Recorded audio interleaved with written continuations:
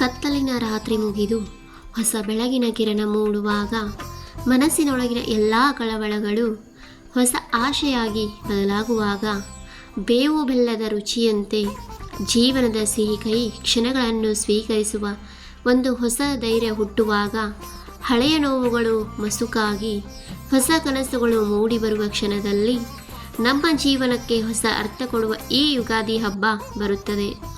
ಈ ಹೊಸ ವರ್ಷದಲ್ಲಿ ನಿಮ್ಮ ಮನೆಗೆ ಸಂತೋಷ ನೆಲೆಸಲಿ, ನಿಮ್ಮ ಮನಸ್ಸಿಗೆ ಶಾಂತಿ ಸಿಗಲಿ, ನಿಮ್ಮ ಕನಸುಗಳಿಗೆ ರೆಕ್ಕೆ ಮೂಡಲಿ, ಪ್ರತಿ ಹೆಜ್ಜೆಯಲ್ಲೂ ಯಶಸ್ಸು ನಿಮ್ಮ ಜೊತೆಗಿರಲಿ, ಪ್ರತಿದಿನವೂ ನಗು ನಿಮ್ಮ ಮುಖದಲ್ಲಿರಲಿ. ಈ ಯುಗಾದಿ ನಿಮ್ಮ ಜೀವನವನ್ನು ಸಂತೋಷ, ಸಮೃದ್ಧಿ ಮತ್ತು ಪ್ರೀತಿಯಿಂದ ತುಂಬಲಿ. ನಿಮಗೆ ಮತ್ತು ನಿಮ್ಮ ಕುಟುಂಬಕ್ಕೆ ಸೋಲ್ಜರ್ ಫ್ಯಾಮಿಲಿ ಕಡೆಯಿಂದ ಯುಗಾದಿ ಹಬ್ಬದ ಹಾರ್ದಿಕ ಶುಭಾಶಯಗಳು. ನಮಸ್ಕಾರ ಸ್ನೇಹಿತರೆ, ನಮ್ಮ ಕನ್ನಡಿಗರ ಅತ್ಯಂತ ಪ್ರಮುಖ ಹಬ್ಬಗಳಲ್ಲಿ ಒಂದು ಯುಗಾದಿ ಹಬ್ಬ. ಈ ಹಬ್ಬ ಹೊಸ ವರ್ಷದ ಆರಂಭವನ್ನು ಸೂಚಿಸುತ್ತದೆ. 2026ರಲ್ಲಿ ಯುಗಾದಿ ಯಾವ ದಿನ ಬರುತ್ತದೆ, ಅದರ ಮಹತ್ವವೇನು, ಯುಗಾದಿ ಪಚಡಿ ಏಕೆ ತಿನ್ನಬೇಕು, ಇವೆಲ್ಲದರ ಸಂಪೂರ್ಣ ಮಾಹಿತಿಯನ್ನು ಈ ವಿಡಿಯೋದಲ್ಲಿ ನೋಡೋಣ. 2026ರ ಯುಗಾದಿ ದಿನಾಂಕ ಮಾರ್ಚ್ 19 ಗುರುವಾರರಂದು ಆಚರಿಸಲಾಗುತ್ತದೆ. ಈ ದಿನವನ್ನು ಚೈತ್ರ ಮಾಸದ ಶುಕ್ಲ ಪಕ್ಷದ ಮೊದಲ ದಿನ ಎಂದು ಕರೆಯುತ್ತಾರೆ. ಇದೇ ದಿನದಿಂದ ಹಿಂದೂ ಹೊಸ ವರ್ಷ ಪ್ರಾರಂಭವಾಗುತ್ತದೆ.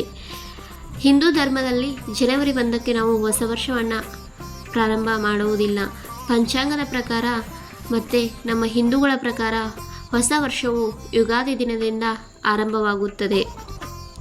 ಯುಗಾದಿ ಎಂಬ ಪದದ 2 ಪದಗಳಿಂದ ಕೂಡಿ ಬಂದಿದೆ. ಯುಗ ಅಂತಂದರೆ ಕಾಲ, ಆದಿ ಅಂದರೆ ಆರಂಭ, ಅಂದರೆ ಹೊಸ ಯುಗದ ಆರಂಭ ಎಂಬ ಅರ್ಥವನ್ನು ನೀಡುತ್ತದೆ. ಯುಗಾದಿ ಹಬ್ಬದ ಮಹತ್ವಗಳೇನೆಂದರೆ, ಪುರಾಣಗಳ ಪ್ರಕಾರ ಈ ದಿನವೇ ಬ್ರಹ್ಮದೇವರು ಸೃಷ್ಟಿಯನ್ನು ಪ್ರಾರಂಭಿಸಿದರು. ಇದು ಹೊಸ ಆರಂಭದ ಸಂಕೇತ, ಹೊಸ ಜೀವನ, ಹೊಸ ಆಶೆಗಳು, ಹೊಸ ಗುರಿಗಳು.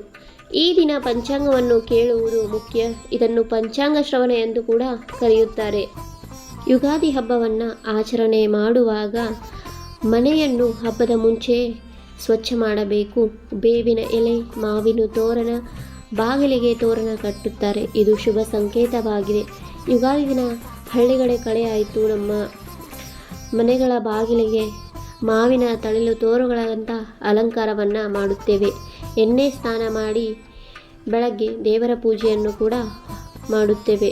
ದೇವರ ಪೂಜೆ ಮಾಡಿ ಹೊಸ ವರ್ಷವನ್ನು ಸ್ವಾಗತಿಸುತ್ತೇವೆ. ಈ ವರ್ಷ ಹೇಗಿರುತ್ತದೆ ಎಂಬುದನ್ನು ಕೇಳುವುದಾದರೆ, ಯುಗಾದಿ ದಿನದ ಮುಖ್ಯ ಆಹಾರವು ಬೇವು ಬೆಲ್ಲ. ಸಿಹಿ ಎಂದರೆ ಬೆಲ್ಲ, ಕಹಿ ಎಂದರೆ ಬೇವು. ಯುಗಾದಿ ದಿನವು ಬೇವು ಬೆಲ್ಲವನ್ನು ಹಂಚಿ ನಮ್ಮ ಯುಗಾದಿ ಹಬ್ಬವನ್ನು ನಾವು ಸಂಪೂರ್ಣವಾಗಿ ಆರಂಭಿಸುತ್ತೇವೆ.